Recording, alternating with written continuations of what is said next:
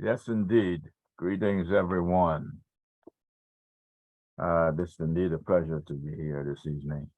Again, if you are on this platform, you should know that this is the Woodson Banneker Jackson Bay Division 330 UNIA ACL RC 2020. It's a Freedom Friday Forum for this date, October 13, 2023. And very important, very, very important forum.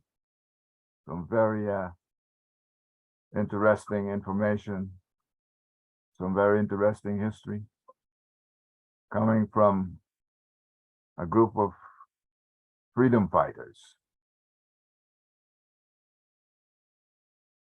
As is on our flyer, if you've seen our flyer, we're dealing with the Bethesda African Cemetery in Bethesda, Maryland. And of course, we have some of the leadership here with us. Dr. Marsha, is the Rev on with you? He'll join us after Oh, he. yes, he has stuff going on today. That's right. Okay. All right. Okay, well, let me do some of the preliminaries here. As is normal with the Freedom Friday Forum. Again, greetings, everyone. We usually start by reciting the official pledge to the flag of the UNIA-ACL, that red, black, and green. And it goes like this: I commit my body, mind, and spirit to the protection, defense, and security of the red, black, and green. I dedicate my life to the redemption of Mother Africa and the liberation of her scattered Black children. I accept for myself and my descendants the teachings of universal African nationalism, and I promise that our children will be instilled with the purpose and knowledge of themselves as African people, in order that the cause of our struggle will neither falter nor fail until all Black people are free and united through one God, one aim, one destiny. Of course, that's just a part of our preliminaries.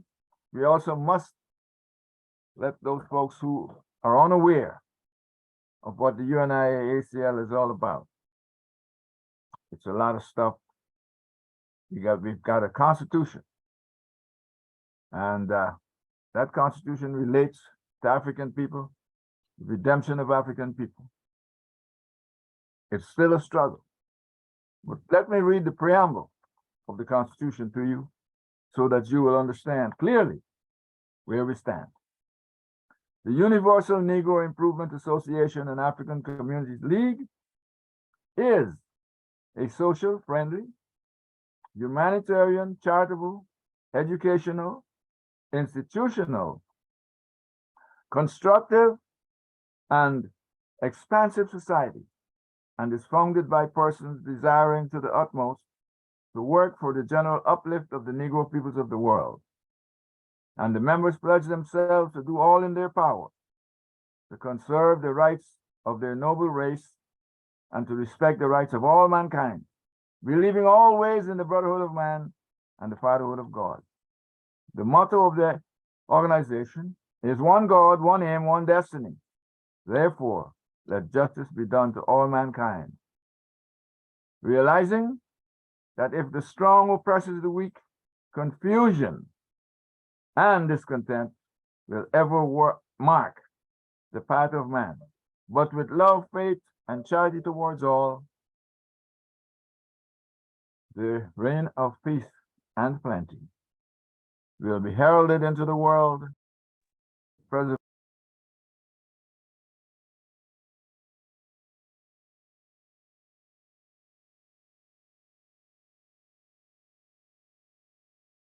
You muted, Barbara Mosley. You muted yourself. Sorry about that. Now and then, I get a slip of the hand. All right. As I was saying, there's a lot more to the preamble in our Constitution, but that's not what we're here for tonight.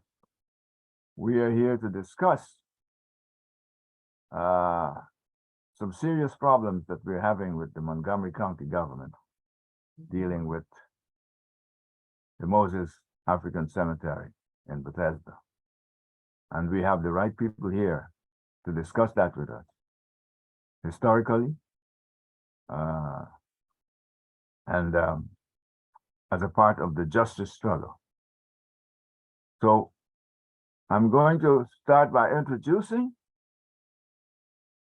who are on the panel here this evening. Starting with the president of the Bethesda African Cemetery Coalition, Dr. Marsha Coleman-Adebayo. Dr. Marsha? Oh, you're well known. You're well known in this community. But if you need to say anything else about yourself, I'll let you do that, because a lot of people don't realize it.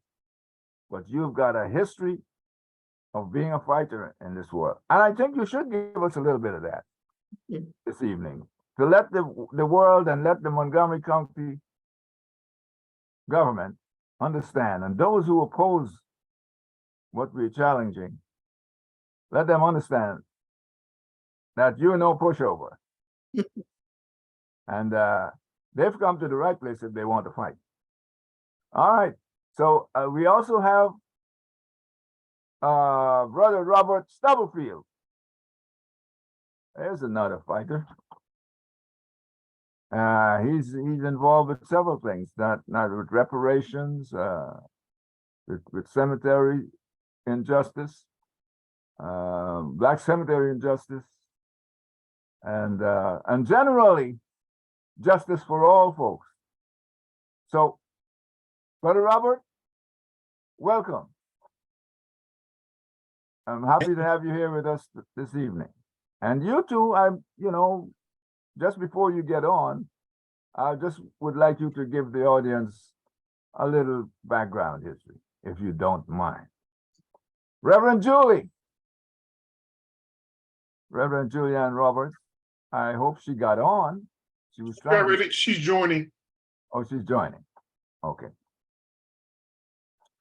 Okay, Reverend Julianne Robertson, she's part of the Bethesda African Cemetery Coalition. She's another fighter. Her history is not as well known as some of us, but she's going to give us some of that this evening as well. Just to familiarize you about it, who these people are dealing with if they want to fight. They're not cowards. And this fight will go on until justice is done. Okay, so let me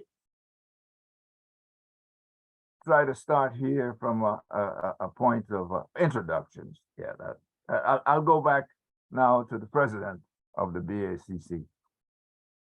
Dr. Marsha, again, welcome. Thank you for being here. It's wonderful to see you. Wonderful. And I don't understand it. That sometimes is it new glasses you have on? Oh yeah, these are, yeah. Oh, Yeah. Is this the same person? Okay, all right, Dr. Marsha. I haven't seen. Maybe I haven't seen you in a while. Only last Wednesday, right? 2 days ago. Yeah. Okay. So let's start. Let's start about where we are with this this issue with the struggle with the Montgomery County and what's what we would call what's topical here in the struggle. Yes. Okay, well, first of all, thank you for having us. We're a part of the UNIA family, so this is a family gathering in a sense. Of course. And of course, our movement would not be as far as it is without your leadership, Baba Singhor, Mama Ya. I'm not sure if she's with us tonight. Mama Tendai, Baba Congo, and so many others. So thank you so much for everything you've done, because this has been a very hard uphill battle. I think it's actually been the most difficult battle that I've ever fought. Against power, just brutal power around a land issue. And so it's just wonderful to be in the midst of all these freedom fighters. And so I'm really, really honored to be here. I would just like to say that, as I said, this has been a protracted struggle, because whenever you're fighting for land, despite the fact, we're going to talk tonight about a cemetery, but the reality is that Montgomery County and these other forces are laundering Black land. That's what they're doing. They're removing bodies so that they can resell and develop the land. This is a land issue. And that's what, in many ways, unites us with the Cuban Revolution, the fight for liberation in South Africa and around the world, is because we are fighting for land, because land is the source of all economic power. And it is the way you transfer wealth from one generation to another generation. So we're fighting for land. So I just wanted to mention, before we get into the PowerPoint that I've developed, that I presented, that I'm going to present, that there are going to be some images that you're going to see tonight that will may be disturbing to you. So I just want to throw that out as a caution. But I think it's important for UNIA and for all of our comrades to see the entire picture. And so we've decided not to leave anything in the background. We're going to show you what we know to be the truth about what's going on River Road. So why don't we start? If we can, I'm not sure who the engineer is, but if we could share the screen and we can pull up the PowerPoints. Brother Harold? Okay. So as some of you know, we first found out about this cemetery, this crime, about 8 years ago. And the title of this talk is Barbarism in Bethesda, covering up this crime of desecration. And every branch of the government in Montgomery County is a part of the cover-up. Here's a good example of what we're talking about. As they were excavating and desecrating this sacred soil of our ancestors, a tombstone emerged. And as you can see, there's a quote unquote pseudo-archaeologist, I would call him, right on site. And his back is to the tombstone. We don't know whether or not he saw it or not. But what I can tell you is that they claim that they cannot find the tombstone anymore. And they are still claiming that this is not a cemetery. And so one of the issues that you raised, Baba Mosi, is that recently not only have tombstones been found in this area, but hundreds and hundreds and hundreds of bones were found in this area. And we're going to actually show you some of the remains that were found in this area that the county executive claims is not a cemetery. But why don't we hear the first slide? Why don't we hear from the county executive before he became the county executive, in terms of when he was trying to court the Black community for our vote. So that's the next slide.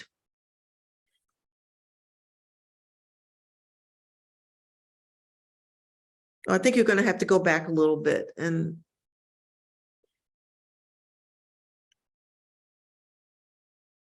Oh, there's no audio. Yeah, I think you forgot to share sound. So basically you got to pause it, unshare the screen. And when you click to reshare the screen, there's a box at the bottom that says share audio. So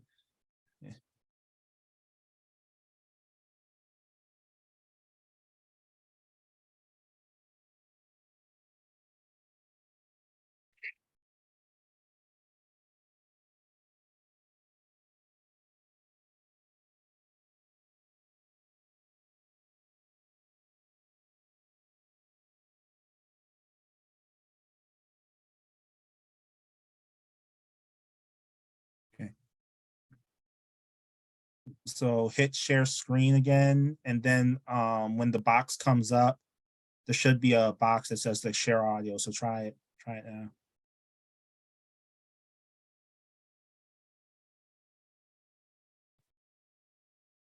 We have an opportunity to correct an injustice, and we have an obligation to correct an injustice. I promise you, and we got the money, and I promise you that I will help you try to get this over the next hurdle so we can continue this discussion. You guys deserve better than this, and the county should be able to do better than this, and I will try to help you get there. Thank you. So that was candidate Mark Elrich. You people deserve better than this. I'm going to try to help you do better than this. The county has the money, and this is an injustice. So that was candidate Mark Elrich. The next screen, you're going to hear from County Executive Mark Elrich, when a group of BACC activists who were demanding, I went to a town hall that he had organized, and we were demanding that he return 200 plus bones that were stolen from our cemetery. That's the next slide. So we have an opportunity to correct an injustice, and we have an obligation to correct an injustice. I promise you, and we got the money, and I promise you that I will help you try to get this over the next hurdle so we can continue this discussion. You guys deserve better than this, and the county should be able to do better than this, and I will try to help you get there. Thank you.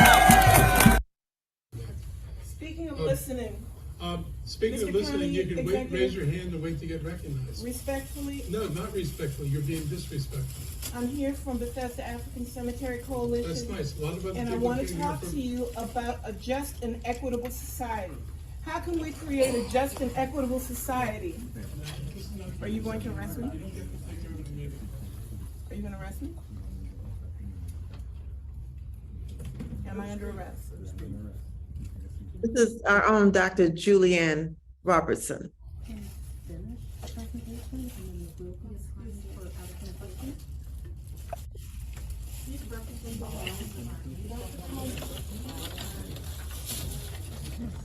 We're supposed to follow.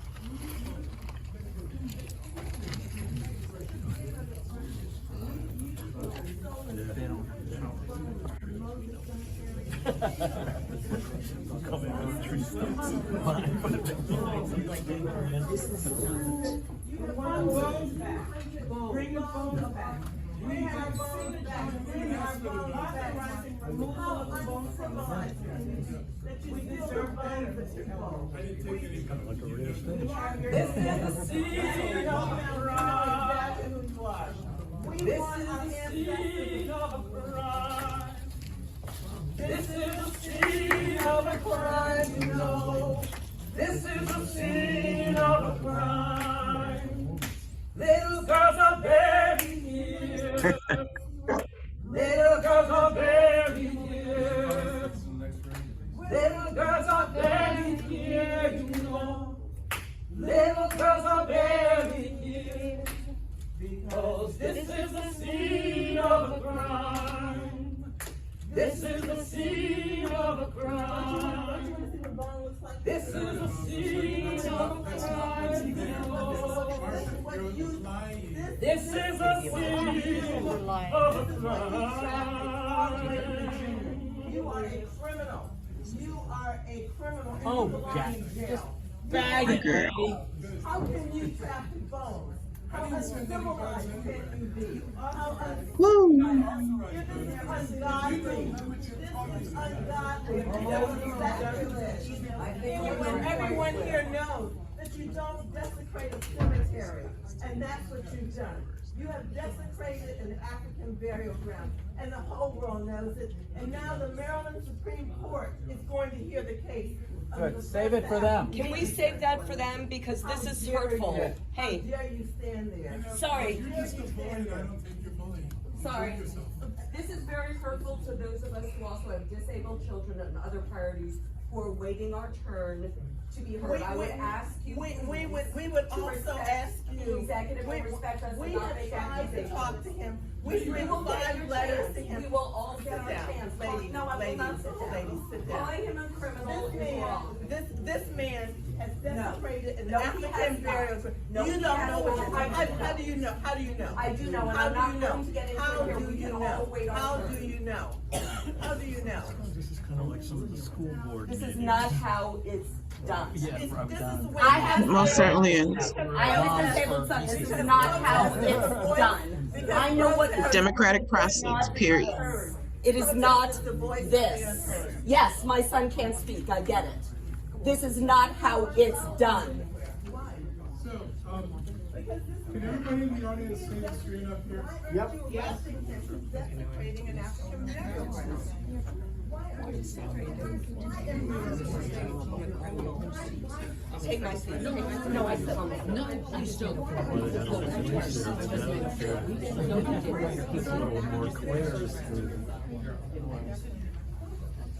They did touch. They touched, yes. They did touch. Yes, they did.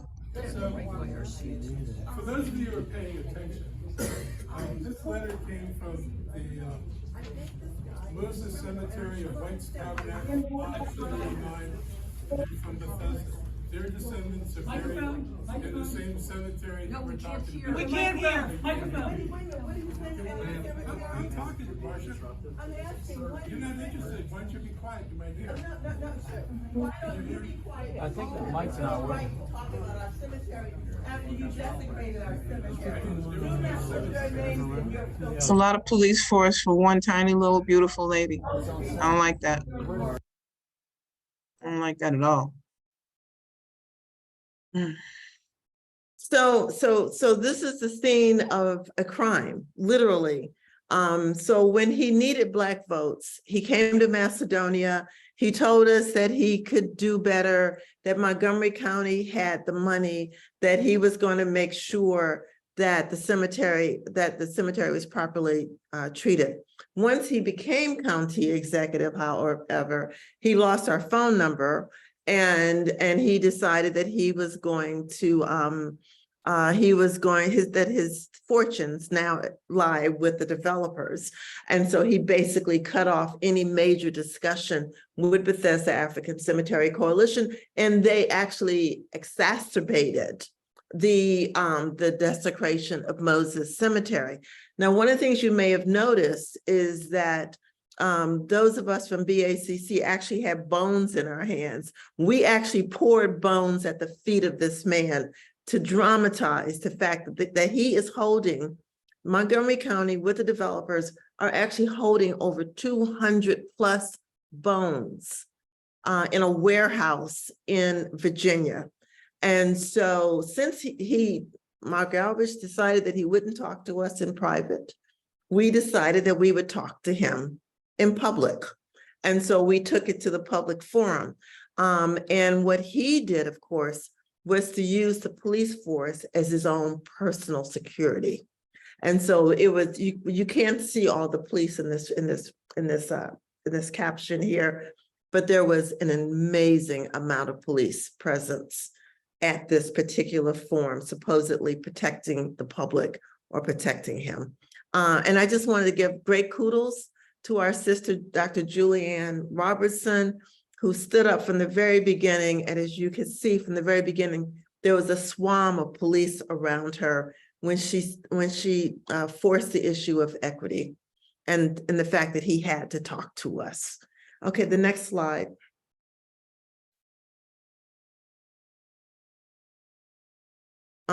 This is a picture of the bones that we put at his feet, basically. And at first, we were denied the right of freedom of speech.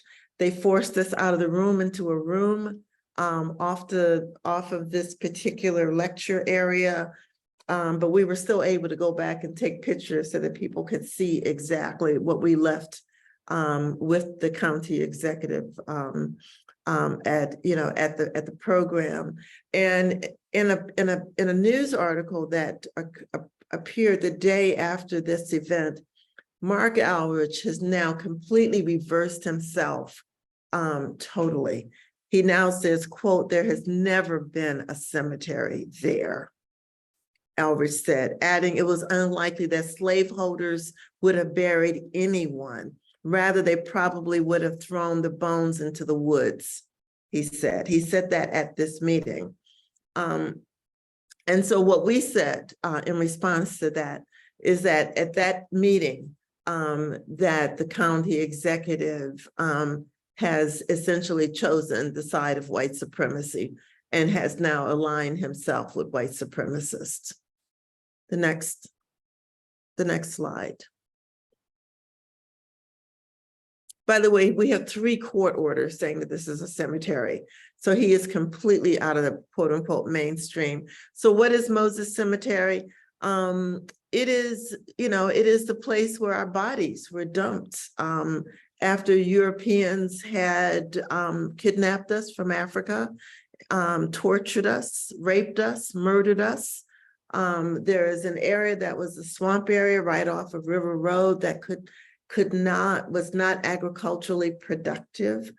And so it was the perfect dumping ground for these terrorists who kidnapped us and who dumped our bodies after our bodies gave way to the torture that they sustained.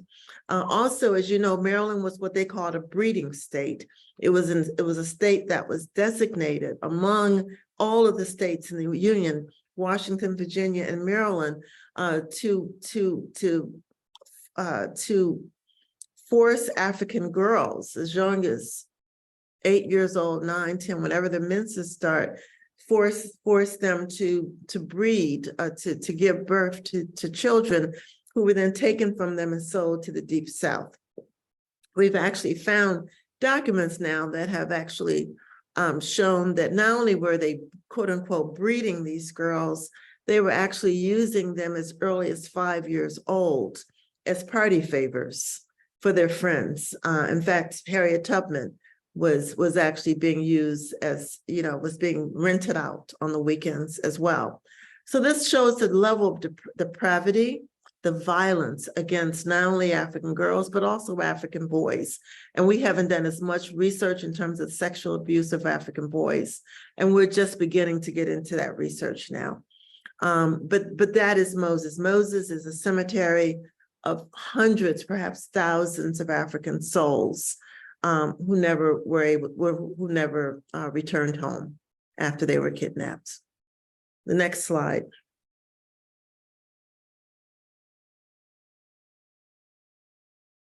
So Moses is divided into 3 unequal parts, and we won't go into a lot of detail, but this is a map by Montgomery County. This is not a BACC map.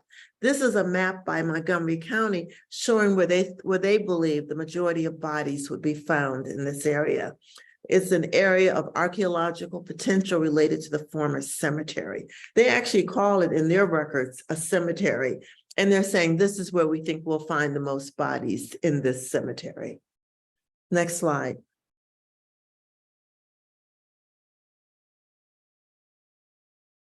And so the criminals, this is a conspiracy at the highest level because almost every single division within Montgomery County has played a part in terms of hiding the criminality and hiding the existence of Moses Cemetery. For example, on July 23rd, State's Attorney John McCarthy made quote unquote an unannounced visit to Moses Cemetery. And he wrote to David Felsen, who's an attorney that we're talking to for civil rights violations now, basically saying, I asked extensive questions. He went to the cemetery unannounced. He's supposedly, he was in the area and decided he would drop in and just see what all the fuss was about. And so he wrote to our attorney.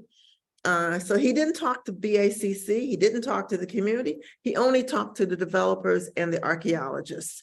And this is what the state's attorney wrote. I asked extensive questions regarding the on-site findings to date. I was informed no human remains or artifacts have been recovered.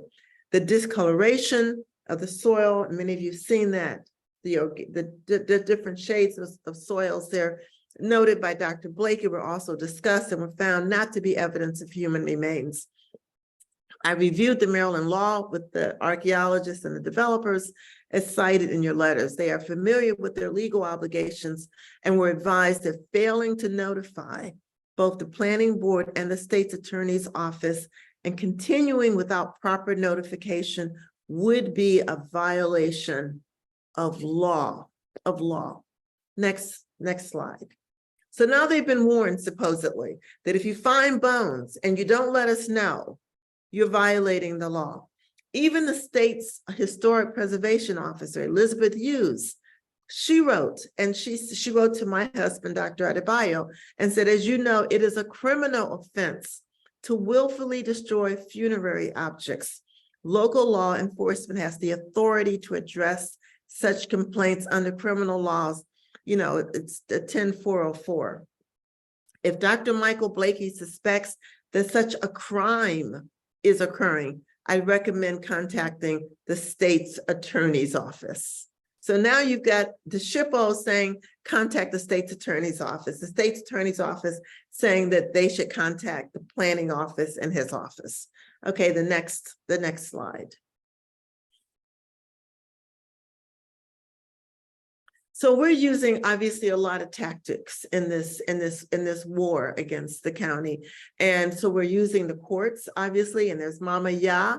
When we went to Annapolis the last time at the appeals court, and we literally filled the entire courtroom when we heard the appeal by HLC of 2 victories that we had won at the circuit court level. And here's a demonstration. So we're in the courts and we're in the streets to fight this battle. Look at the next slide.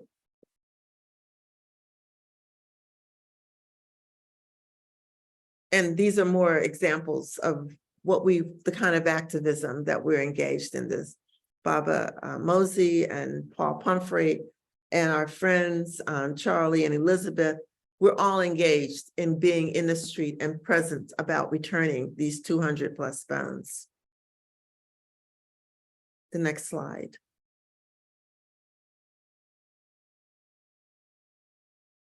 Well, this is what they found. They found bones. They found bones. And they started finding bones pretty early, actually. The first bones that they found were around August 20th, 2020. And one of the archaeologists that you saw with his back to the tombstone, he wrote to this other archaeologist at Towson University about bone fragments that they started finding. And at that point, the professor at Towson wrote to him and said, I can't tell whether this is human or not. I think we're going to need DNA analysis to determine whether this is human. And so as you see, as the timeline continues on, they're finding a number of bones in the cemetery. Next slide. Remember, they had been warned that this was supposed to be a criminal offense. Here are more bones that we find in the cemetery, that they found in the cemetery. Black people are not allowed to go in the cemetery. The cemetery is like a fortress. They have a huge gate around it.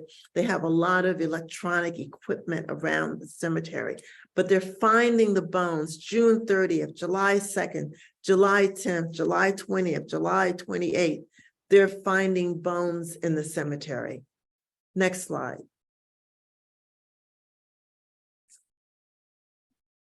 And by the way, these are bones of children, because the majority of people who were on these death camps were children. And then I really would like to bring your attention to a very interesting date in this timeline. We have a very brilliant, woman who works with BACC. Her name is Krista Chan, and she's doing these incredible timeline projects for us, as well as MPIA, which are basically FOIAs. So we're getting all of this information from the government. We're getting this from Montgomery County, even though you just heard me say that now Mark is saying that's not even a cemetery. But I'd like to direct your attention to a very important date on this timeline, and that's July 21st, 2020. Now, I read in your hearing that the state's attorney, John McCarthy, said that he just happened to go to the cemetery one day unannounced. He was in the area, decided he wanted to go, just check out what was happening at the cemetery. It's interesting that he decided on July 21st to go to the cemetery because they started finding bones June 30th in the cemetery. They started finding bones June 30th in the cemetery. And July 2nd, they find more bones. July 10th, they find more bones. July 20th, they find more bones. And guess what? The state attorney decides he's just going to happened to be in the neighborhood and said, let me go to Moses Cemetery and just talk to these people and let them know that if they find bones, they have to tell me. They have to tell me and they have to tell the planning board. And according to the letter that I read to you, he says to them, if you find bones, it is against, you must shut down the operation. Got to shut it down. You have to inform my office. You've got to inform the planning board. But did any of that happen? Did any of that happen? Not a single, not 1 hour. They did not shut down this desecration, this site for 1 hour because they were finding bones. The question is, did State Attorney McCarthy at that point move in and force them to shut down the cemetery? And the answer, Robert, is Nope. No. They were finding bones. Most likely they could have even shown him bones while they were in the cemetery. There were bones scattered throughout the cemetery. He was probably standing on a bone of one of our ancestors. And yet he did nothing except write a letter to us saying, I have informed them that if they find bones, they have to report that finding to me and to the planning board. And as you can see, the bones continue. But what did they do? The developer, after they started finding massive amounts of human remains, they went back to the planning board, not to report that they were finding bones, but to ask them if they could evacuate the entire cemetery, take out every grain of soil, take out every rock, take out the entire cemetery and dump it in a landfill. And the planning board gave them permission to do that. And so we actually have video of actually trailing dump trucks to the landfill where they dumped out the bones and the funerary objects of our ancestors and then called the police on us. Next slide. Not only were they stealing bones and destroying bones, they were also looting the cemetery. Here is the manager of the site with a funerary bottle in his hands. As you know, in a lot of African customs, people will put bottles and glass around graves. So he actually, one of the items, funerary items that comes up during the excavation is a funerary bottle. This man took the funerary bottle, instead of calling the descendant community or calling the county executive or calling the state's attorney, as he supposedly had been advised, he steals it and puts it in the back of his car. And we have those pictures as well. Next slide. So we went to court. When they tried to sell a portion of Moses Cemetery parcel 175, we went to court to stop them. They were, the county had decided, the HLC Housing Opportunities Commission had decided to sell a large portion of Moses Cemetery to a developer who, as we understand it, had plans to build a dog park on top of the cemetery. Judge Carla Smith, the Sixth Circuit of Maryland, she wrote one of the most stinging opinions about this. She said the court cannot ignore that as early as the 1930s, when construction began in the River Road community, the deceased had been forgotten, forsaken, and their final resting places destroyed, or at a minimum, desecrated. We won that battle, but HLC would not surrender at that point, and they appealed to the Court of Appeals in Minneapolis. They overturned Judge Smith's ruling, and Judge Smith is a Black a Black judge. They overturned her ruling, and now BACC then BACC decided to appeal to the Maryland Supreme Court. 85% of all of the requests to have cases appealed by the Supreme Court are denied. Only 15% are heard. We found out 1 month ago that our case will be heard by the Maryland Supreme Court. Next slide.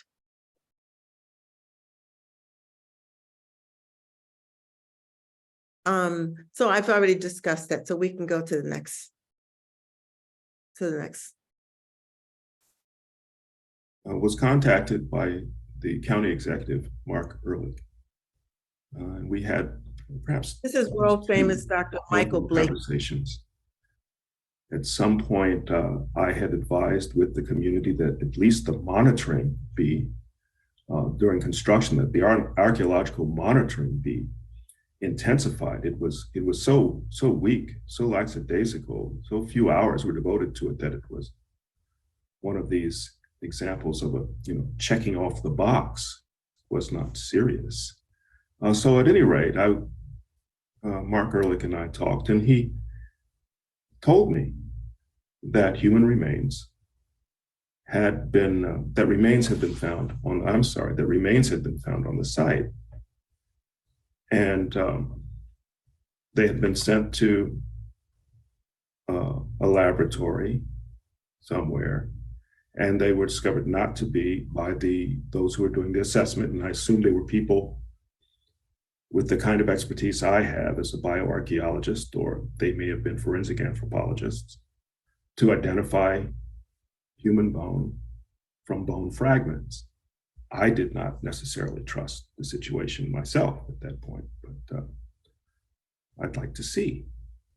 So I asked Mr. Ehrlich if I could observe, examine those remains, and in so doing, my assessment might be trusted. And at some point along in the conversation, I think he was going to go back, and then we had a second conversation, as I roughly recall. They were not sure. His understanding was that the archaeologists that he and nor he were sure of where the remains were. And that's suspicious. That's suspicious. Now, this is Dr. Michael Blakey, who is chair of the bioarchaeology department at the College of William and Mary. He was also the chief scientist for the New York Burial Ground Project. And what does he call the entire process? Suspicious. Mark Elridge, the county executive, had told Dr. Blakey he was going to send the remains to him. When Dr. Blakey did not receive the remains, he called Mark Ehrlich back and said, "Where are the remains?" And at that point, the county executive said, "We don't know where the remains are." And what did Dr. Blakey say? That's suspicious. Next slide.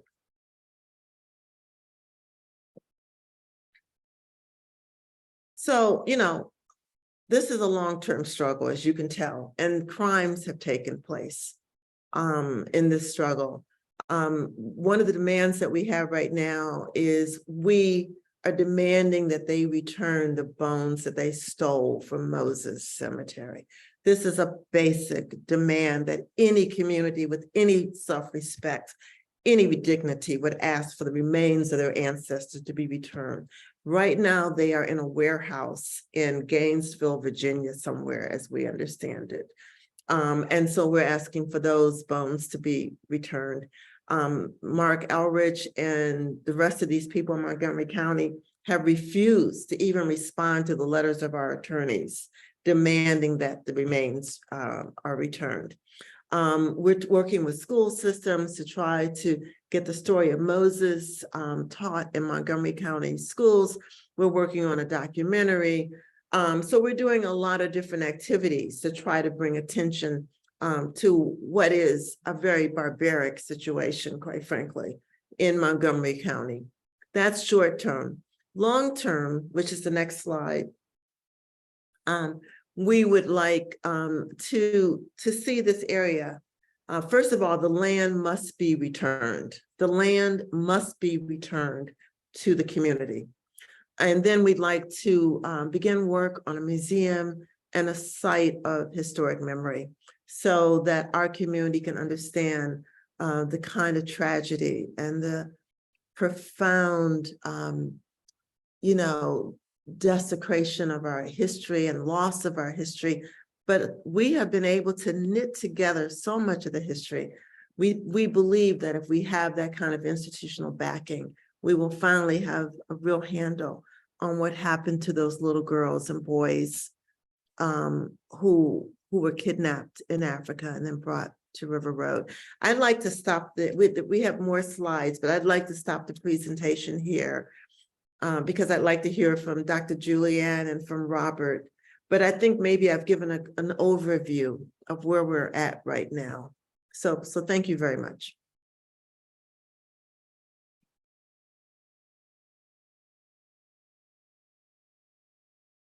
Thank I you. just want to congratulate, honor, and revere my sister, Dr. Marsha Coleman-Adebayo. It takes fortitude and courage to engage the enemy at this level of dialogue and to be consistent and long-suffering, frankly, in this battle. And back to you, sister. Thank you so much. I'm one of your greatest admirers, as you know. Likewise, absolutely. I'm just so proud to be in this battle with you. Oh my goodness, don't make me cry, because this is a time of collective awakening where we have an opportunity to take stock in just how savage the system has become. And the phenomenon that we're experiencing at most cemetery is connected to other phenomena. So when they're shooting our children in the street and they're shooting unarmed Black civilians, and frankly, they do it as Klan and other hate group initiation rights. The evidence is showing that police all over the country have developed gangs. And if I had it in front of me, I could name 17 different gangs across the country. And their purpose is to terrorize and to depopulate. And so in that dual effort, they are bringing a fight to us. And it's up to us to articulate the terms and conditions of this war that we have found ourselves in. So they're shooting our children. They're distorting history so that we come up with this idea that slavery was some innocuous, benign system, like a jobs program. I'm here to tell you, slavery was not a jobs program. It was not a full employment effort that the system decided. It was forced labor. And the way they forced us was every form of brutality, torture, rape, burning, murder. And then they want to turn it around as if it was something that was potentially helpful to us. So those two aspects of this crisis that we're in is culminated by what is happening at Moses and other cemeteries around the country. Because if they can dig up our body, throw them in landfill, burn the bones to destroy the DNA, not only are we not able to trace our lineage for family purposes, but we cannot trace the DNA for reparations purposes. And I'll leave that discussion for my oh so able colleague, Robert Stubblefield. But at the end of the day, what we are facing is a challenge to get the word out, to help people raise their frequency I'll be very honest with you. The first time I visited Moses Cemetery, I could feel and, to some degree, see people moving, not just underground, but in the surrounding area. And they are disturbed. They are frustrated and oh, so offended. Obviously, they're offended by the system, the white man, Urugu. But they're also offended at our willingness to cleave onto materialism and to bring our consciousness to the level where, well, we just want them to be accepting of us. And to have competing Black groups in Montgomery County start saying stuff like, well, we've been treated very well here in Montgomery County. Let me tell you something. They will kill you. They will burn your churches. They will burn your homes. They will terrorize you. And they won't think twice about it. And so the more we love ourselves and the more we are open to collaboration in telling the truth about what happened, it's very, very important to focus on the fact that the Thompson, Posey, Shoemaker and Ray plantations, before they were breeding plantations, they were tobacco farms that built wealth for the white community. And the wealth that they were able to create in the plantations is the foundation of this entire American economy. Let's be very clear. They want to have people believe that they did it on their own, but they don't do their own labor. They steal labor. They steal ideas. They steal patents and invention. Our people outperformed them so efficiently that they have no right to claim that they created this economy or that in fact it was the fastest growing economy in the history of the planet. But look at what we had to sacrifice in order to have that. And so now they want to hold themselves out as the most successful society. Well, we beg to differ. And Bethesda African Cemetery Coalition has been at the forefront and will continue to be at the forefront of this movement to raise awareness, to agitate, to organize, to teach. I'll be very honest with you, Marsha. I'm a little bit overwhelmed because I've never met anybody like you. There are organizers who have the experience, there are organizers who have the reach and the vision, but I've never met anybody who has the kind of commitment that you demonstrate on a daily basis. And so, I want to just speak on behalf of every warrior queen out here that you are so unique and so special and so committed. And you've given me an opportunity to do what I was born for. And so I just absolutely, I love you. I really do. And I admire what you do. I just want to keep on following and being true to the cause. Because this is not going to end anytime soon. And we'll fight till the end. So I just want to turn it back over and thank you so much. Thank you. Oh, thank you so much, Dr. Julianne. Soul healer, fighter. Soul healer. That was tremendous. And I give you credit for, stimulating conversation here this evening, because I know after what you said about, Dr. Marsha, and what you said about the historical facts about slavery and desecration, disrespect of African people. Yes, stealing. They stole the land from their native people of this part of the world, and they keep on stealing. Stealing has not stopped.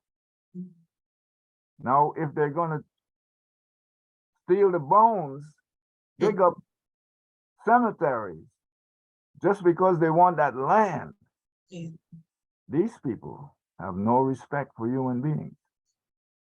I would dare say that I question whether people who do these things are human. Well, greetings, Rev Segun. Good evening, my brother. Glad to have you here. I'm pleased to be here. Yes, indeed. This is an inspiring conversation going on here right now. It makes me want to, we got this BHCC we'll be doing, and that folks should know.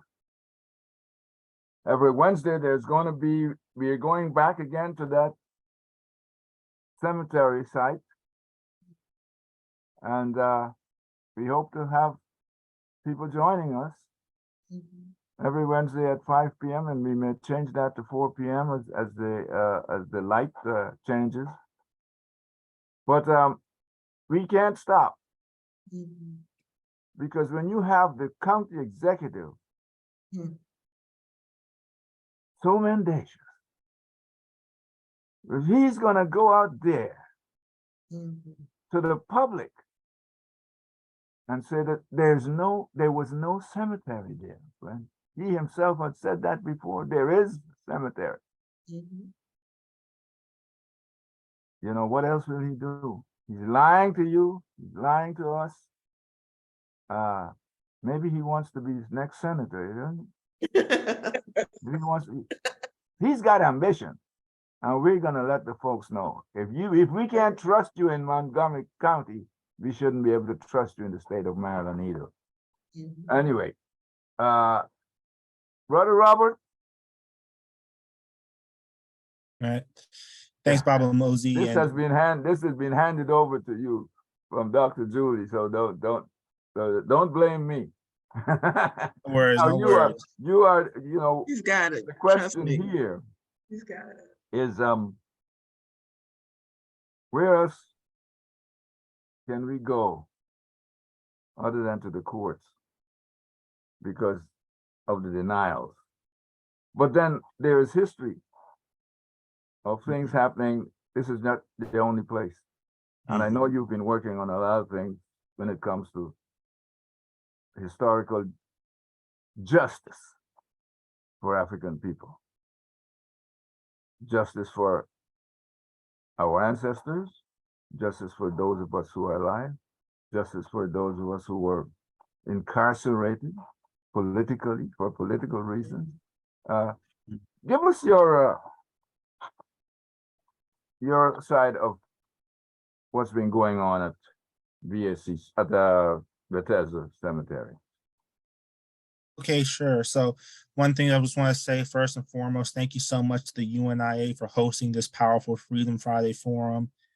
And again, having to follow both Dr. Marsha and Reverend Dr. Julianne, that's a tough act to follow right there. I'm always going last. But they're saying you were the best. So before I get started, I want to just go a little bit back to the video of Marsha and Julianne confronting Mark Elrich, because yes, Mark Elrich being a desecrator in chief, is tragic. But to me, one of the most powerful things was how some of these crowds, some of these so-called white liberals, the same ones who probably have Black Lives Matter placards and signs on their front lawns and their windows, and yet they're telling Marsha the candidate, they're saying save it for the court. You had that one woman who talked about her disabled son, as if her disabled son and the desecration of Black cemeteries are exactly the same thing, when it's not. Because when your son, even though your son is disabled, and I'm not knocking disabilities, mind you, I want to make that very, very clear. Because I have disabilities of my own. So I will never knock anyone, especially a parent of a disabled child. But when your child dies, you don't have to worry about your son's grave or your daughter's grave being desecrated. Because even if it were, they will be met with criminal penalties. When it comes to the desecration of Black burial grounds, there is no penalties. And this isn't just happening in Bethesda. It's happening in places like Monroe, Louisiana. It's happening in Florida. It's happening in Sugar Land, Texas. It's happening in Brooklyn, New York. This is also happening in Guyana. This is an international issue, the desecration of our Black cemeteries, to name a few. And these same white liberals just proved what Dr. King and Malcolm X said. Dr. King, from the standpoint of these white liberals, want a negative peace, which is an absence of tension instead of the positive peace, which is the presence of justice. And Malcolm X, who said it best, that the white liberal is the worst enemy of Black liberation. To those white liberals who are probably watching this, and they probably are because they like the brown nose, as well as their house Negro sycophants, you know, if there's one thing I hate more than a white liberal is a house Negro. You know, I just want to be very clear. There's one thing I hate more than a white liberal is a house Negro. Those who say that there's no racism in Montgomery County, even though the racial wealth gap is all-time high, even the police violence, even though Montgomery County police have been put under consent decree not once but twice. You know, there is racism here. The difference between a place like Montgomery County and Little Rock, Arkansas, is that Montgomery County just learned how to disguise their BS better. They talk about diversity. Diversity is cool, but without justice, equity, and inclusion, all diversity means is that there's just more people to oppress. That's literally what it is. To you white liberals who say that you're allies, and to you house Negro sycophants, to quote the revolutionary, and I dare say the prophet Amilcar Cabral, you must commit suicide as a class. Meaning you must be willing to give up your privileges. You must give up assimilation and become part of see yourself as part of a revolutionary liberation movement. Because quite frankly, and George Jackson said it best in Soledad, brother, the time for reform is over because fascism is born on the wings of reform. And so to talk about the racism, not just in Bethesda, but in Montgomery County, mind you, to describe that is essentially the metaphor of a fox. And as Jesus did tell us in the Bible, beware of the fox. Fox will bear and grin its teeth at you, but it'll grin its teeth at you in a way that you think it's smiling at you, and you let the fox approach you. The next thing you know, you're half digesting in the fox's belly. Whereas with a wolf will keep you on your toes with its own snarl. That's what Montgomery County is. Montgomery County is a fox. And so what we have to understand here is that in Montgomery County politics, it is the worst kept secret that developers have turned Montgomery County and Prince George's and Hoco and DC into their own personal fiefdoms.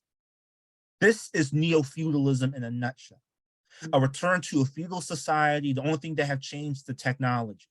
And we see it playing out right now. And we know this because there are people, though not members of BACC, but sympathetic to their cause, have said that developers are pressuring county and state officials not to return Moses Cemetery to BACC, who the courts have recognized as the primary descendant community. Because if that land is returned to BACC and the descendant community, that basically means that every other community, Black, Indigenous, is going to be demanding their land returned. To which we say, so what? So what? We have a right to self-determination. You understand? A right to determine our own destinies, not only for ourselves as individuals, but part as a collective. You know, it is very important that we understand that, because when we get that land back, we're going to turn that into an oasis of community. We're going to establish a museum and a sacred space that tells the truth of what happened in Bethesda, that tells the truth about why Montgomery County and DC, because so many enslaved Africans were brought in this area. That area was called the Congo of the Americas. Let that sink in for a second. The Congo of the Americas. This fight for Moses is part of, in my opinion, a larger battle, not only for justice, but a battle for reparations. And I'm pleased I announced this back in Juneteenth, but BACC debuted and announced and formally launched the reparations movement in Montgomery County. We developed the plan, the study for Montgomery County. And it demands that a return of land is non-negotiable, not just for the River Road community, but other African-American communities in Montgomery County, Lincoln Park, Stewarttown, Emery Grove, Tobytown, just to name a few. We also demand, as part of our reparations program, full and complete reparations, not just cash payments, though cash payments is part of it, but the transfer of unused properties to develop into Black health centers, because the Black mortality rate, especially the Black women mortality rate, is at an all-time high in Montgomery County. We also demand that Montgomery County be renamed as part of reparations to reflect its both Black heritage, its African heritage, and its Piscataway heritage. Some of the names that we on the Reparations Committee have come up with: Divine Tyack County, Divine referencing Father Divine, who spent the first 19 years of his life in Lincoln Park in Montgomery County in Rockville, and Tyack, which is a Piscataway term for emperor. Because when you are named after liberators, you think like a liberator, you act like a liberator, you walk and you talk like a liberator. But when you are living in a place that was named after an enslaver who failed to invade Quebec during the Revolutionary War, and I thought we were about winning, but we named after a place like a loser and an enslaver. You think like an enslaver, you talk like an enslaver, walk like an enslaver, with your head down, not willing to look anyone in the eye. But we say no more. We say no more. And reparations must be part of a liberation movement. I want to be very clear here. Liberation movements with everything that's been going on, the desecration of Moses Macedonia, the battle for reparations, police terrorism. I don't call it police brutality. I call it police terrorism, because that is exactly what it is. The forced displacement, the domestic imperialism, all what some call gentrification, but gentrification means that there's something gentle about it. What we suffer from is domestic imperialism. We must see ourselves as part of a liberation movement, and liberation movements must be empowered. And why is that important? Because it isn't just the liberation aspect once getting empowered, it's the building of a true, direct people's democracy. Because we don't live in a democracy. Heck, a study that Princeton did shows the US is not a democracy, it's a plutocratic oligarchy. And Montgomery County is a reflection of that. And so when we see ourselves as part of a grand liberation movement, what does that mean? It means the desecration of Black cemeteries wouldn't even be thought of. And anybody who even thinks of desecrating a Black cemetery will be punished at the highest extent of the law, civilly and criminally. It means that reparations will be full and complete. Now, I know some people don't want Black folk to have reparations. And do you know why that is? They don't want Black folk to get reparations. They don't want Black people being afloat, because when Black people are afloat, that means they can't feed us, our bodies, to the prison industrial complex. They can't feed our bodies to the military industrial complex. They can't give us a colonized education. We now have a liberation education. We'll have the greater means to defend ourselves. You know, before we get back to the panel discussion, I'd like to end with the words that Samora Machel of Mozambique would always say. A luta continua. The struggle continues. Thank you. Thank you so much, Robert. Sorry, Robert. Dr. Robert. Somebody called you Dr. Robert. This means you're hiding something from us. But in any event, thank you very much. That was just as stimulating as what I've heard before you. I mean, you just put the icing on the cake there. You know, this is a struggle that needs the voice of those who are liberal, oh, no, I didn't mean to say that. I know liberal is a bad word. Liberating energy, because it's what you need when you're confronting people like Mark Elric, and others. Some of them looking like us. Some of us looking like those of us who are struggling as African people, who would allow themselves to be bribed with simple things. You know, Mark Elric calls you over, you know, hey, Reverend, ding, ding, da, da, da, da. And you should know better.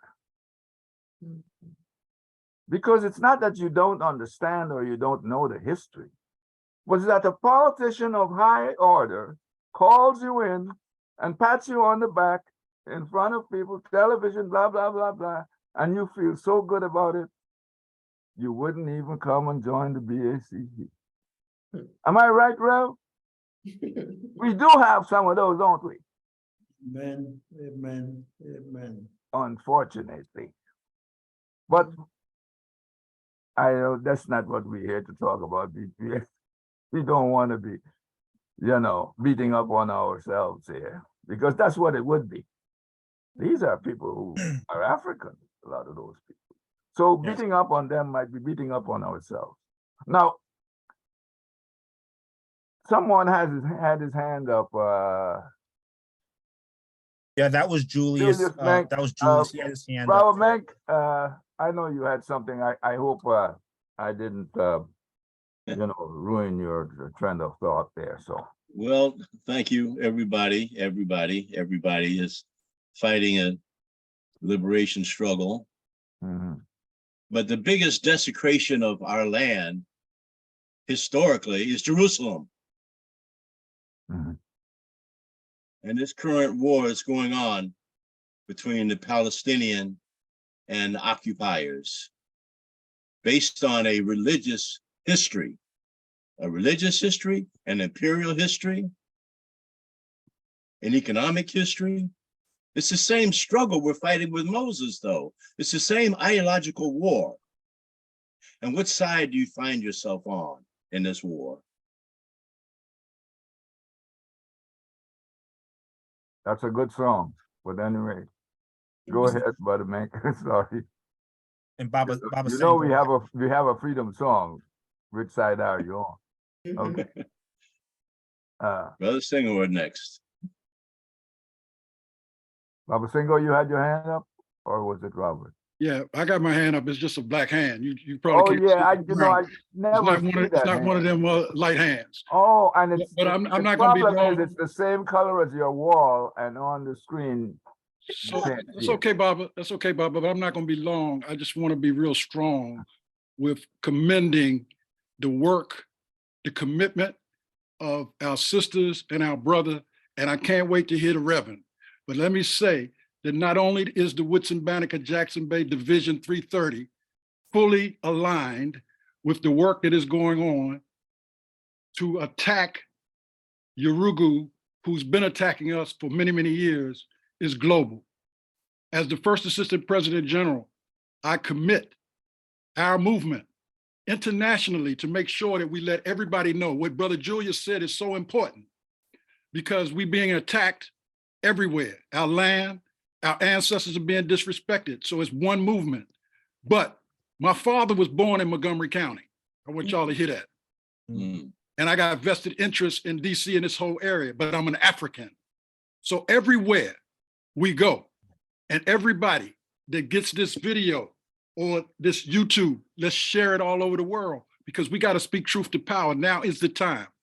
Thank you, Brother Robert, because you are God sent, brother, because the next generation has to continue the real movement works. Too many of our Black Yurugus, I call them Yurugus.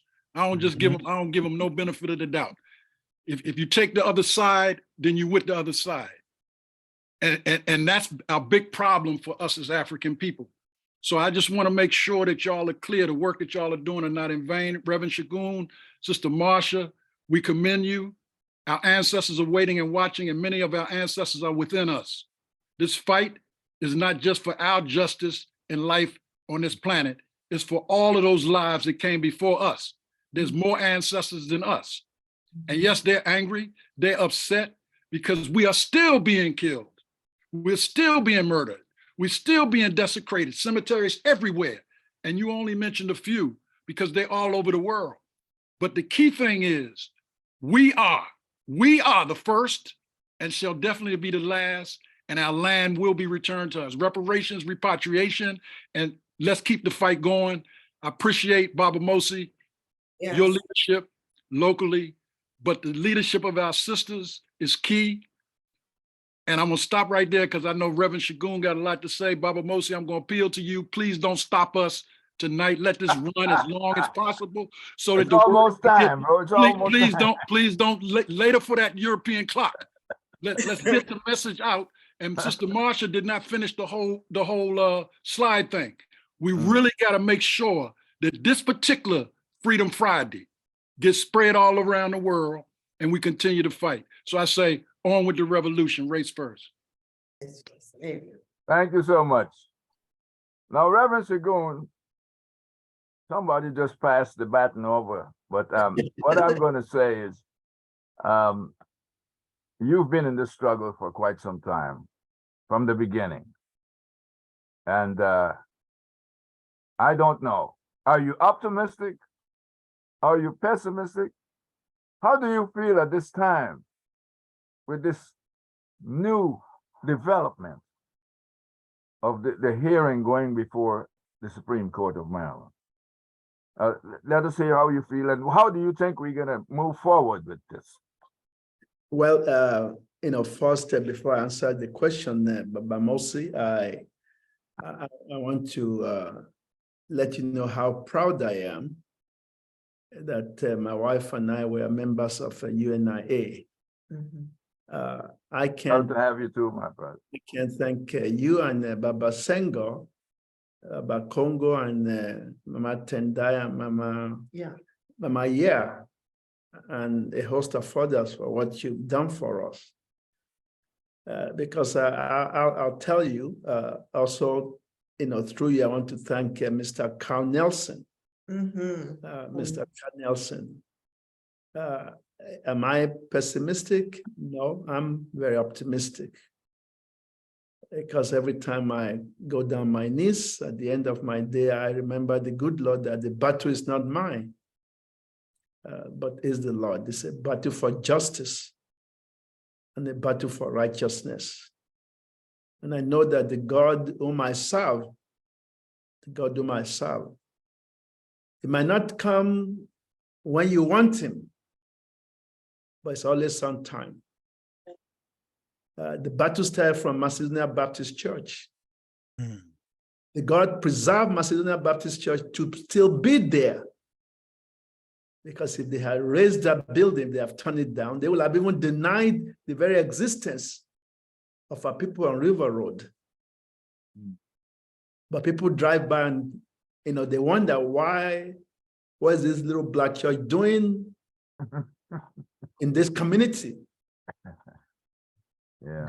Kept it there to be a witness to the atrocities, to the savagery and the barbarism of the white people in this land. They call us savage. You have never been in Africa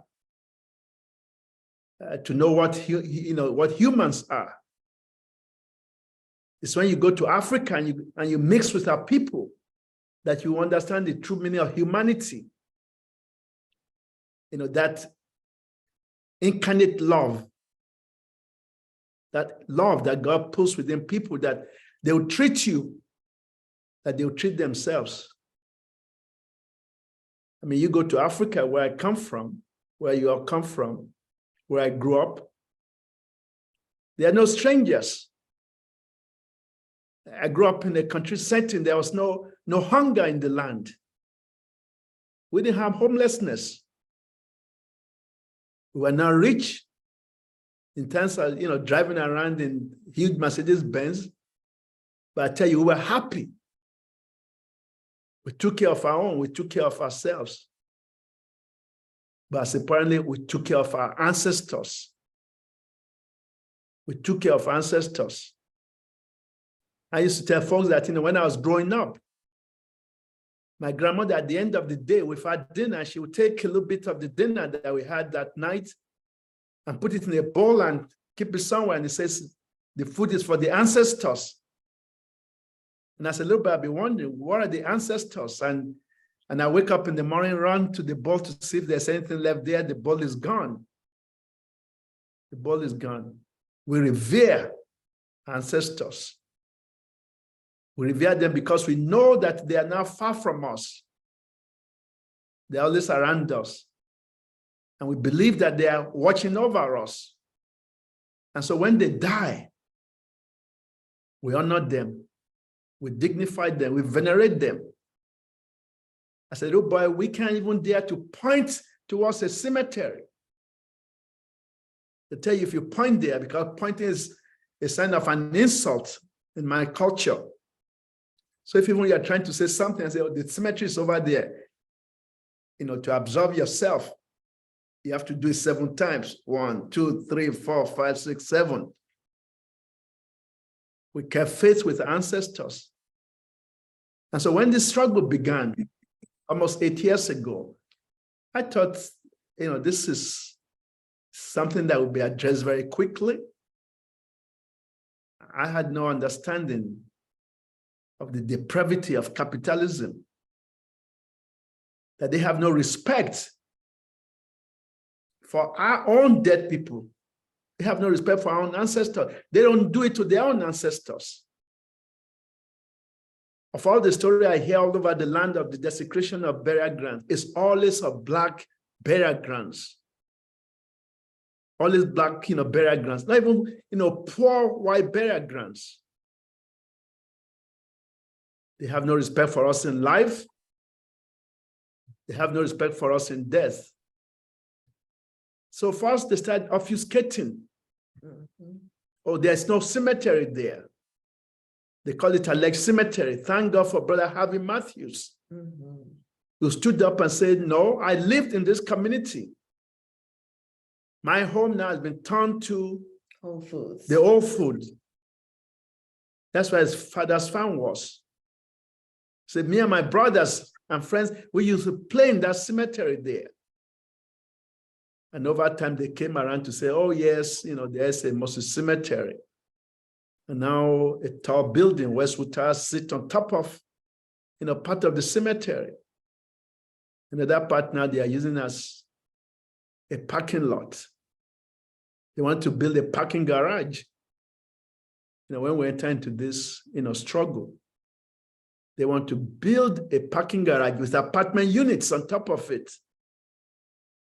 That's their notion of addressing the affordable housing program.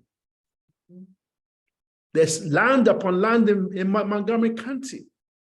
Sometimes you think Montgomery County looks like Bethesda. No. You drive in different directions, you see forests. Plenty of land to build affordable housing. But they want to build it on the bones of our ancestors. So we engaged. Like David against Goliath. We engaged. Not knowing what the end will be, but we know that the only thing that matters is that in our own time, for such a time as this, we have to engage, we have to stand up. So, but I wasn't thinking about victory. I was thinking about now that there's the life demands that not only do we stand up for truth and justice and righteousness, we have to stand up for the dignity of our own race. If we had walked away, by now there will be buildings all over our ancestors in the burial ground. But we stood up, and I want to thank this young lady here. My late pastor had the foresight to ask her to be the president of our social justice ministry.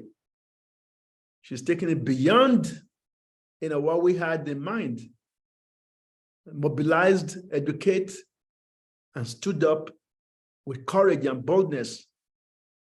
And we have just a great number of wonderful people in BSCC. And may I say that I also want to be thankful for, young white folks that came and stood by us as we demonstrated day after day while they were digging and digging down into the belly of the earth, cutting away the bones of our ancestors.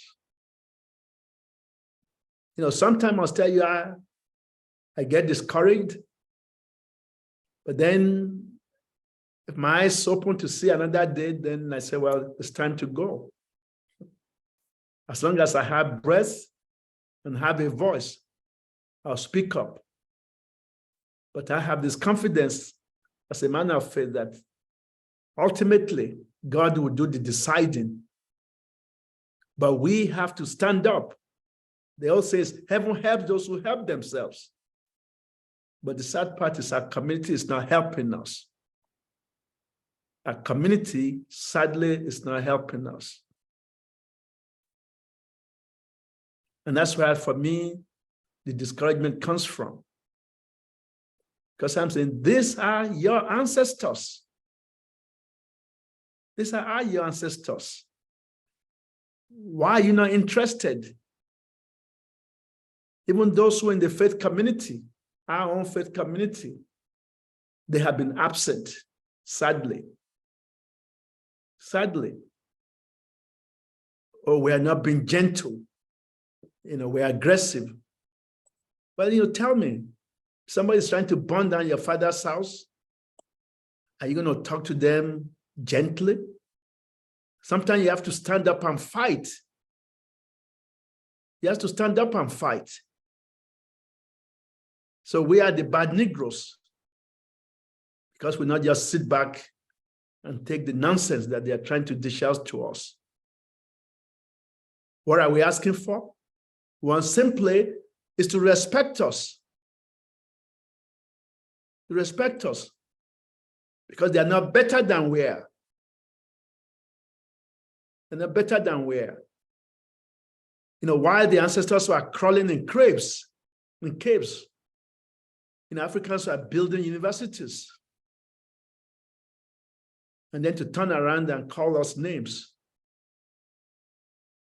That's why they are afraid of us. They're afraid of us. And they think the only way to keep us down is to oppress us, is to demean us. But we have to stand up. And so that's what we're standing up and doing. We took the struggle to HOC in the beginning. The executive director of HOC was a Black man. Couldn't get through to him. It's almost like you are talking to a stranger. You might as well have been talking to a Chinese. There was no recognition in his face that we have the same DNA, that this could also be his own ancestors. He was more interested in the position and the power and the money, sadly. But we kept on fighting.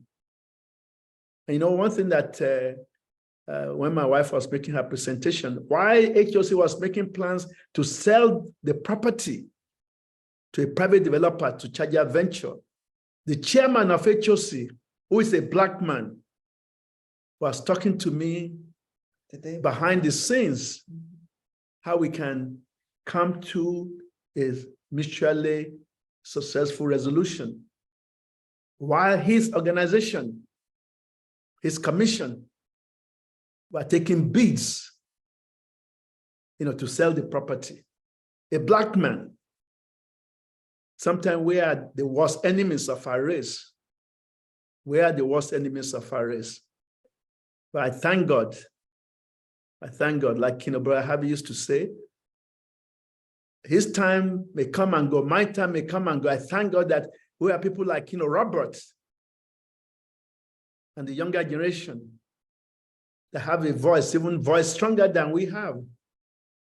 They are skilled They are intelligent, they are strong, and they are standing up for what is right and just. And they are standing up for the dignity of our race. Because I'll tell you, my brother, if we fail in Montgomery County, if we fail to protect and preserve the burial places of our ancestors, it's going to reverberate not only in Montgomery County, but across the nation, and maybe even across the world. So I can't thank you enough, UNIA, my brothers and sisters, and my just deep gratitude to all of you, and to Carl Nelson. Once I was on his show, brother, Baba Senghor, made that happen. That I was on his show all by myself. And he asked me a question, why are Black people not standing up to join the struggle? I had no answer. And I still don't have an answer. Why people are so satisfied, so contented, when they know this is going on in Bethesda, and they know that we are fighting for our ancestors, not my ancestors, our ancestors. And yet, they are silent. They are silent.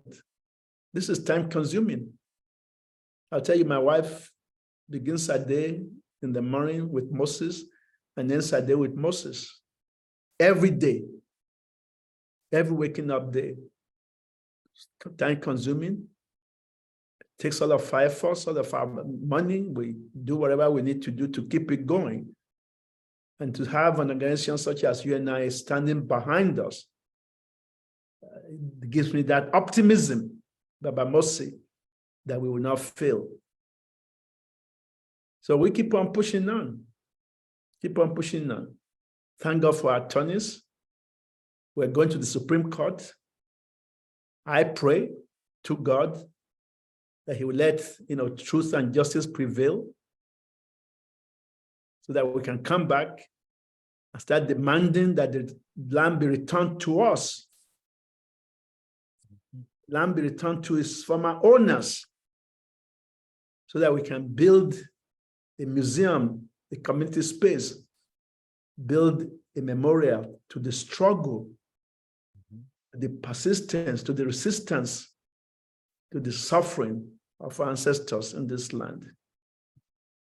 Thank you, Baba Mosi. Thank you, Rev Segun. Absolutely wonderful. Now I must give thanks that you have a voice of optimism, because in your voice, and your voice it sounds so strong today. I give thanks that your health is gaining tremendously. I think so. I mean, I just went through what you went through twice. That COVID thing. And you have, I see now that, yeah, you're coming back to self. And maybe even stronger. And we got your back, my brother. You and I, Vision 330, we've got your back. We've got the back of BACC. And so long as you remain optimistic in the fight, we are going to be optimistic in the fight as well. We're fighting because we know who the enemy is, or who they are. Yes. This intention to erase us from the history of Montgomery County, so they can take the land. And there's land everywhere. It's just that land. That same thing they're doing all over the world. Erase the people from the history and take their land. And you just mentioned it, there's capitalism and that part of it. Yeah. And if I can add just a couple of things, Baba Mosi. Yes, my brother, go right ahead. Is that Judge Carla Smith, in her opinion, which was brilliant, 51 pages, and to provide context, part of HOC's argument was, in addition that BACC had no claim, was also this is going to affect affordable housing in the county. And I'm so glad Judge Carla Smith, in her opinion, wrote saying if this argument was truly about building affordable housing, there are other places in the county that HOC can build at better fair market rate, not on a cemetery and its surrounding lands. So she literally poked a hole in their whole argument the way our attorneys did. And on their appeal, when they appealed it, they jettisoned that argument and then said, oh, the argument is over like the wording of the law, like the court, because the law says the court may over the court shall, even though there's over 200 years of legal jurisprudence. And again, I leave the lawyering mainly to Reverend Julianne because she's a lawyer here. There are plenty of times where the word may does mean shall. You know, the other thing I want to point out, as Papa Segun says, in terms of the fact that the Black faith community hasn't really shown up, and it does depress me, I will admit, because the Black church at one point was very strong. You know, they preached the social gospel and Black liberation theology. People like the Malcolm X's, and you got to include Malcolm X in that. James Cone, Albert Cleage, Pauli Murray, all these dignitaries. But the Black church sold as a whole. I'm not saying Macedonia Baptist Church, because Macedonia Baptist Church has stayed true to its revolutionary roots. But the Black church as a whole has taken sides with the status quo, and just like the Black community has, in terms of the fact that the fight has been seen to have been sucked out of them. But they forget something. And I want to quote Saint Oscar Romero, the slain Archbishop of El Salvador, who once said that it is the duty of the church to side on the side of the poor and the oppressed and the marginalized. And by doing that, that's how the church finds its own salvation. It's very important, especially for those who call themselves Christians. To be a Christian is to be an enemy of the state. If you are a Christian, your presence ought to bother the status quo. It ought to bother those who dare even think about committing injustice, because that we aren't docile. Was Jesus docile when he chased out the bankers and shut down the temple for 8 hours? No. Was was he docile when he said, I didn't come to bring peace, I came to bring the sword, and those who don't have a sword, go sell your cloak and buy one? That is not the mark of a docile man. A lot of these folk would rather capitulate and sell their community out for a few pieces of silver than take over the dang mine and have all the silver they want. They would rather profit. Their God is not the God of justice. Their God is mammon. Their God is wealth. And for those of you who are a little young, there's a song that the OJs had called For the Love of Money, where Eddie Levert goes, for the love of money, they'll rob their own mother. For the love of money, they'll kill their own brother. That is what we are seeing here in Montgomery County. And they say Montgomery County is wealthy, but there's two Montgomery counties. You have Montgomery County, then there's Moco. And Moco is a place that has a built-in underclass of Black people. And it is getting bigger and bigger. And for those who think that because they were close to the first Black county executive in Montgomery County, I got news for you. The day is coming where the rug's going to be yanked up under your feet, and you will then realize you wish you had joined with a revolutionary movement like BACC or the UNIA. And only then will you realize the futility of reform. And before I pass it back to you, I know before Reverend Julianne says her piece and outshines me, a lot of people talk about the poem First They Came as a way to remember the Holocaust.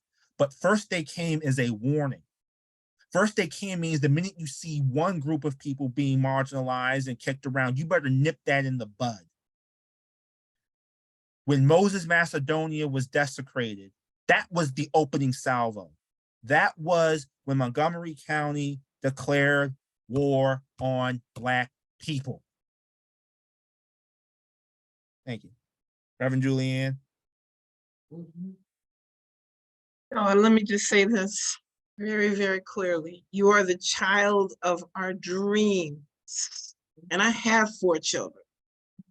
So when I hear you and I see you and your passion and your commitment and your brilliance are just, no one could ever surpass you. And so I'm just happy to hang on and watch you shine because you are always shining. That's the truth.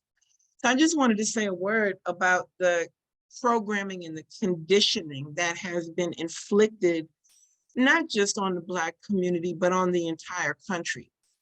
We get into this idea that capitalism and democracy are the same thing. And so in the 70s and 80s, all they had to do was say, well, those people are communists, not understanding that communism is just an economic form. It's the one-party totalitarian form of government that is oppressive by definition.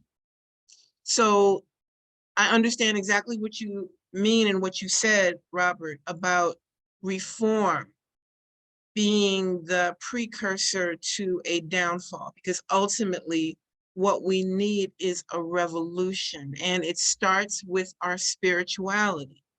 One of the things that I'm so grateful to my friend for, and he knows who he is for teaching the cosmology of African traditional religion and how it was reinterpreted, misinterpreted, usurped over time as it traveled eastward into Samaria, into Kemet. And then after the crucifixion, the Roman Empire took that scripture and those stories and redefined and recolorized or decolorized the people depicted in the ancient scripture. And I say all this to say that they will always, Yoruba will always try to depict itself as superior to every other human being. And that also goes to what we're seeing in Palestine, what we're seeing in Israel is the most heinous atrocity. You can bet you for sure that if you look back in time, and I mean intuitively look back in time, understanding that human life began in Olduvai Gorge, Tanzania, and other parts of Africa, that the original Yeshua was a Black man, and he was a Black man who could perform wonderful miracles of healing and restoration and changing reality. And that's what we do. And that's what we have to do right now. We have to identify ourselves and the melanin that's in our system as the magical element that transforms reality. So you take the trust in the power of the universe. You take the vibration of your positive speech, and you take the love that's in your heart, and it's the love that we have for each other, the love that we have for our children. And Robert, you are not a child of my body, but you are a child of my heart. Because you are carrying the consciousness of the African soul in such a dynamic and brilliant way. And we have waited for you. We have prayed for you. And we will continue to pray for you, because I see something in you that is unique and different. And when we look to the future and we see what we can be and who we can be in a world that is begging for change and transformation, there will be people like you, men and women like you, who carry our new way of thinking about economic systems and political systems and social and cultural systems that reflect our highest and best characteristics. We don't have to have poverty in a planet that produces a wealth and an abundance and a prosperity of riches. We should never be experiencing what's happening in the Congo, where people are digging for commodities out of the ground with their bare hands. I can barely stand it. Because in a system where equality and justice and unconditional love all become the same thing. So we're holding our future in a chalice of the heart, where the well-being of our children and our children's children is so important that there is nothing that we won't do to protect the future that is yet to be created. And I'm going to stop right there. Thank you.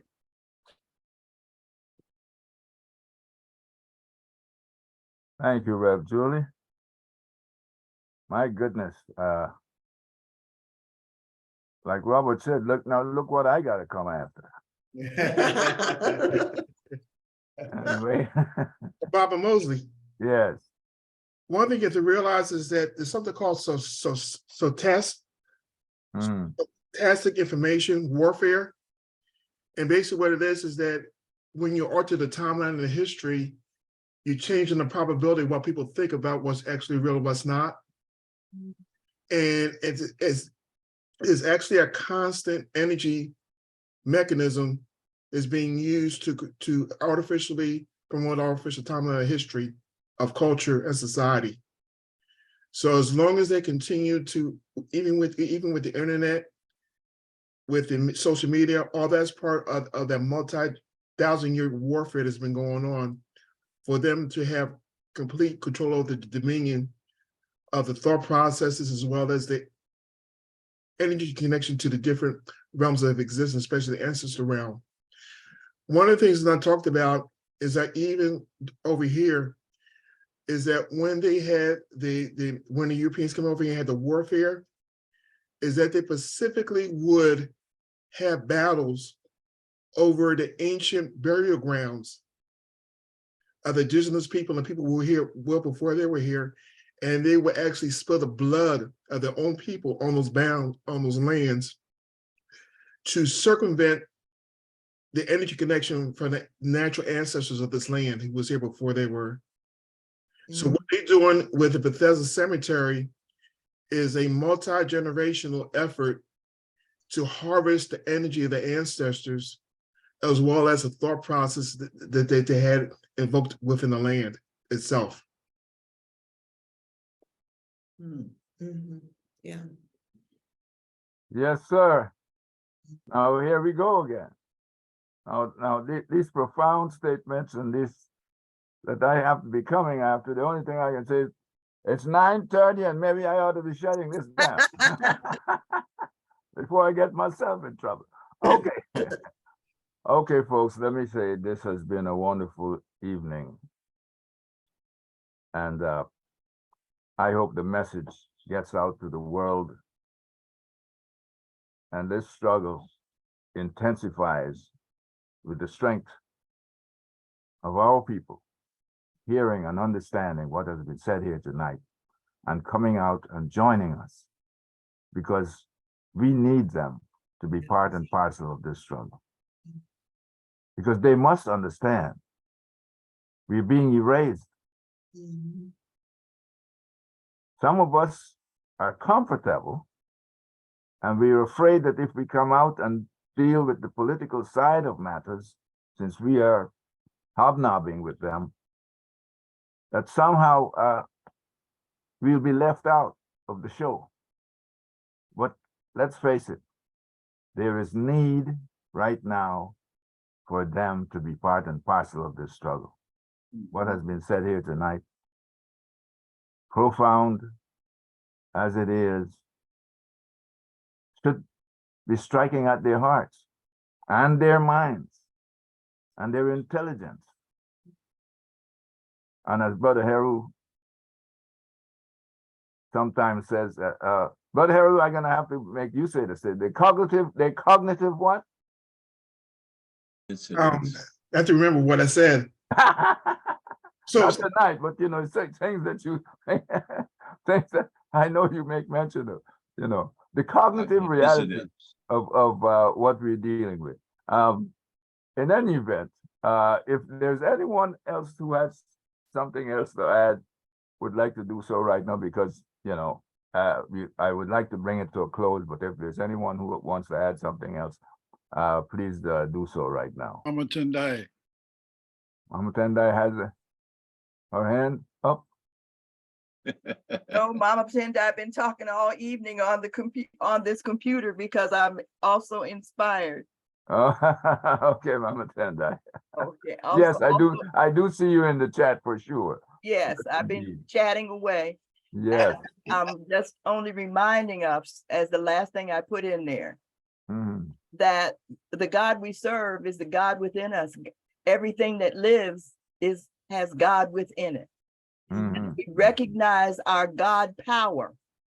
Yes. And understand where we are historically, which is what I think Baba Menk and also Heru were talking about in terms of the cyclical nature of things, and understand where we are in terms of our life on this planet, the God energy here. We know that we shall win. We just never will stop believing that. And as long as we believe it and work towards it, it shall be. Amen. Amen. Amen. And before we close, you know, I would like to just say, you know, one of our battle cries, you know, that we have, and this is something that I would love for everyone to remember when you come to a rally, is destroy today, Moses Macedonia, destroy today, returned tomorrow. And that was inspired by a speech that Che Guevara gave at the UN when he was castigating the certain countries for the assassination of Patrice Lumumba. And when he gave his speech, he said, the statue of Lumumba, destroyed today, but rebuilt tomorrow. And so for us in that spirit, you know, not just the spirit of Patrice Lumumba, but in the spirit of Moses in our burial grounds in the United States, they may be destroyed today. You can destroy them today, but they will be returned to us tomorrow. Amen. And so that is one of our battle cries that you often hear us yell. Destroy today, return tomorrow. Yep. Ashe, ashe, ashe. Ashe. You muted Baba Mosi. We spiritual beings having a physical experience, and they cannot stop us spiritually at all. Yes. I thought I saw a hand up. Did I?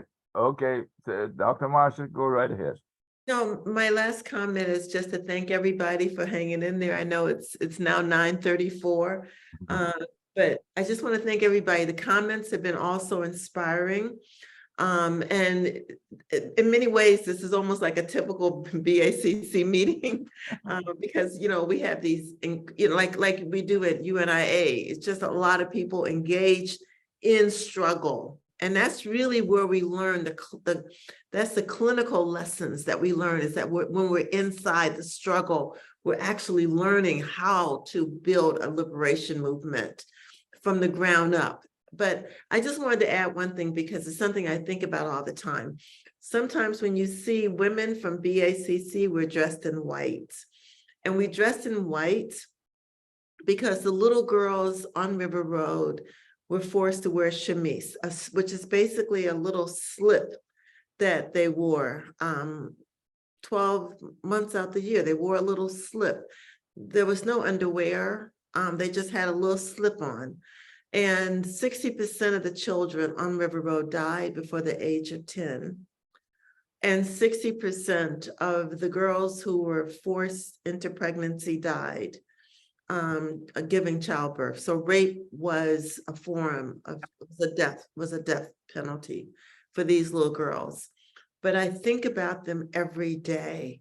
And I think about how did a 5-year-old girl understand that she was being rented out on the weekend? How did she wake up the next day and continue to live her life without a mother, without a father, without sisters and brothers?